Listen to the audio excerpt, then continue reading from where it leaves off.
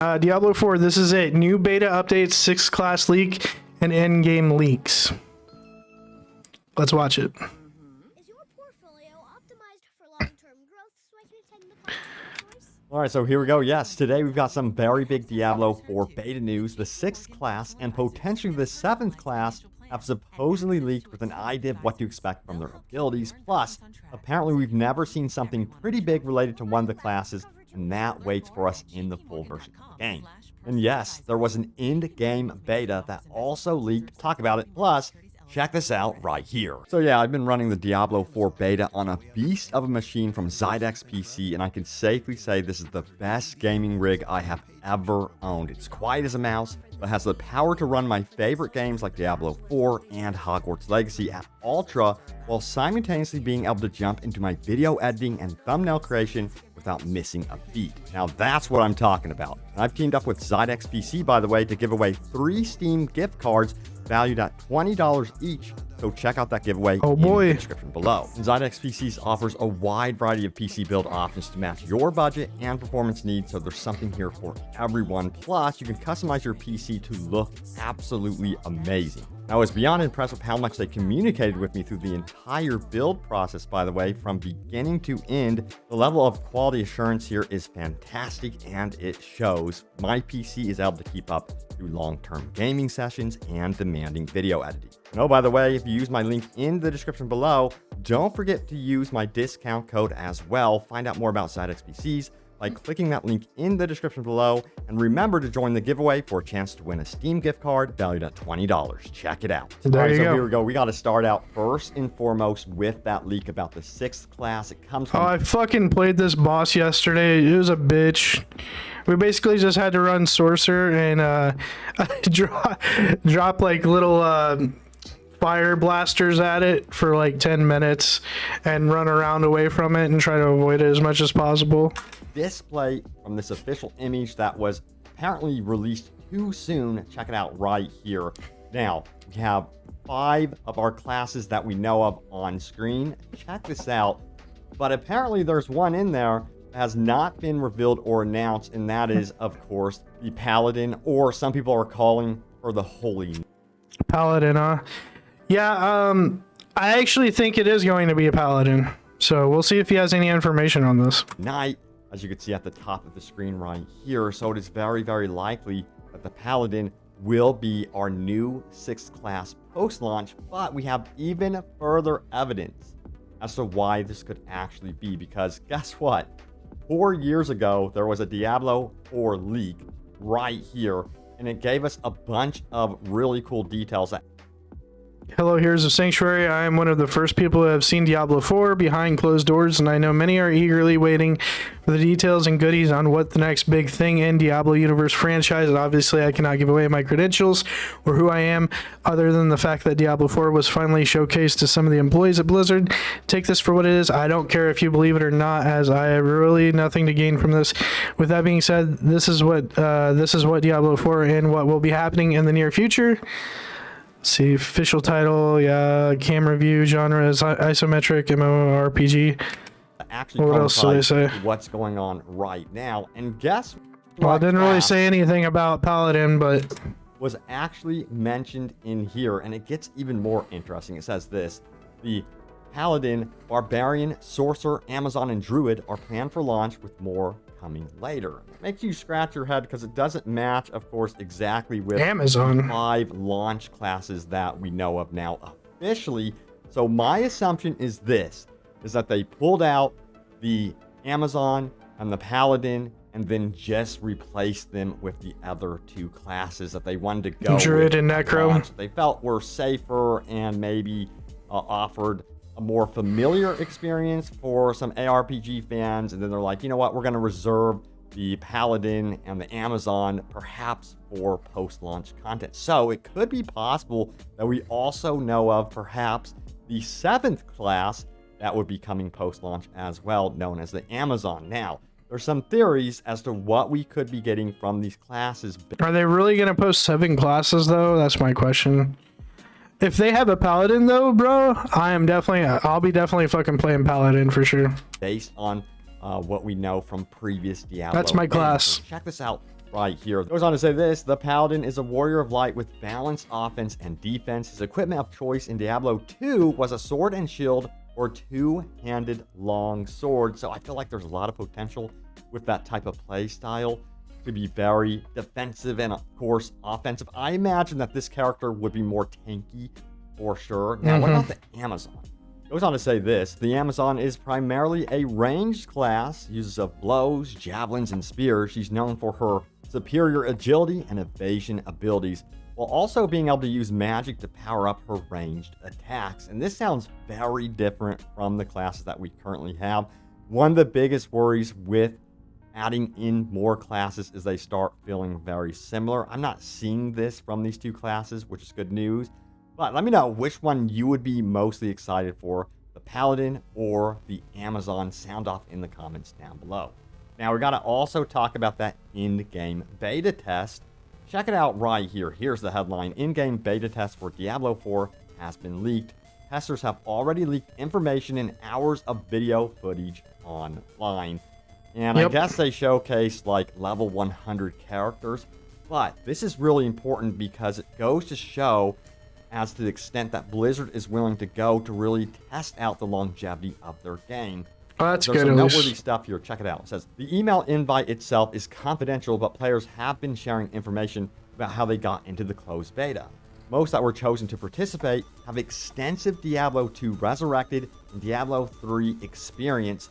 Blizzard made it clear when the closed beta was announced that it would be prioritizing players who have put in a significant number of hours into the game. And to hear that, that is great news. They went straight for the veterans, for those that are intimately familiar with Diablo and its in-game, and to really get their feedback about Diablo 4's in-game, which is You like cooking for a few years?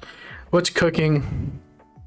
absolutely critical and kind of actually gives me a little bit of hope for what is coming for the full version of this game. I'm crossing my fingers that everything pans out good, but that right there to me, at the very least, is a very good sign. Now, we got to talk about what's going on with the open beta weekend. Of course, we're going to be playing as the Druid and the Necromancer, testing them out. But we also have a brand new interview with Blizzard and some never before seen secrets that await us in the full version of the game. From what I've seen, Necromancer is super OP, especially if you build the class right. Check it out right here. It says, Diablo 4 beta, what do you expect from the Druid and Necromancer? So it goes on to say this right here ahead of... So far, my experience with I haven't played Necromancer yet. I'm probably going to wait to try it out way later after launch. Druid, in my opinion, sucks. I don't like Druid. Slow and very clunky. The release, PC Games In spoke to Diablo 4's game director Joe Shelley and franchise VP Rod Ferguson about what to expect. So let's get into this interview, shall we? So Ferguson goes on to say this: the self-perceived necromane who just got a tattoo of the class during the Hell's Ink tour tells me that the coolest thing is the control of the Necromancer. The customization that the Necromancer has centers around the Book of the Dead, and so you get to configure your army the way you want. Yeah, I can't wait to play as the Necromancer. Right now, I'm pretty much torn as to what class I'm going with first when the open beta starts. Sound off as to what you have decided now. Open beta is this weekend. All that customization We're already around playing it. what your army will look like, and you can actually sacrifice them to make you Do you like Prime? Were you talking about the drink or like Amazon Prime? stronger. You can be like, actually, I don't want an army. I want to be a badass blood necromancer or bone necromancer, and I'm going to take the power of my sacrificed army and make me stronger. I really love that flexibility. It's my favorite class. Yeah, more and more he talks about Necro, the more I want to try this class badly. Furthermore, it says, while the Necromancer deals with the deceased, the Druid deals with all things living and breathing. Unfortunately, we won't get to see their homeland in the beta this weekend, but Shelley promises that the Druid is an awesome warrior whose animal menagerie is key to stopping Lilith. I will say, like, turning into an animal and shit's pretty cool and being able to summon animals, but the Druid class is just too slow and clunky. They're either going to have to, like, speed it up or something, or, I don't know, do something with it, because I did not like it. You said the drink? I've never had the drink. Yeah, so you'll be able to turn into a bunch of different creatures, but there's even more to this than we know of. So, get this. When it comes to the druid, their specialization has a thematic element to it. The druid gets to travel to Skoskland, the home of the druids, and there are spirit animals that the druid can commune with that reward them for bringing tokens back as favors. Now, the spirit animals offer customization in the form of different buffs that the druid can get if they choose to be aligned with one of 4 different spirit animals. We have gotten to see like the werewolf and the bear, of course, gameplay of that, but apparently there's more. Furthermore, it says there's a heavy thematic component to it, and there's a mechanical differentiation as well, Bergson notes.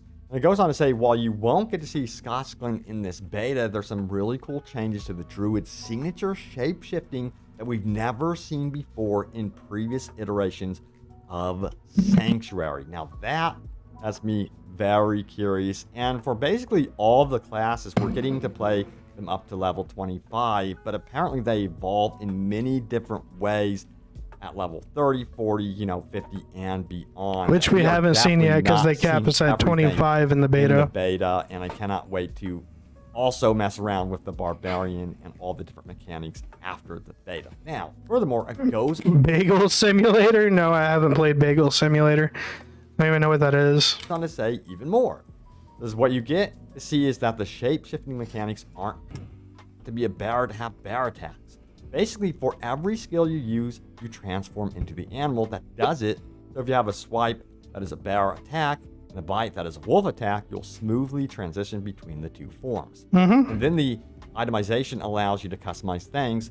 You could be a bear most of the time, except for maybe towns or horseback, but bears on horseback are awesome. You know what? They should patch it in where you can ride around as a bear on a horseback immediately. 10 out of 10 from IGN if they were to do that. But anyway, yeah, let's keep going and talk about player feedback. Some absolutely noteworthy feedback here about some features that need to be added into the game. And I don't get why this is not already in the game. Check it out. It says Diablo 4 should have a lock option on items. And you know what? Again, this has to be in the game. So hopefully they patch it in the final version of the game, because you definitely don't want to accidentally essentially delete one of your more important items in the game. And guess what? It's time for your top comments. Remember, leave a comment down below. It could end up right here in a future video. So what's my most recent video about? A new warning, official beta patch, and updates. Do this now. So yeah, make sure you update your game.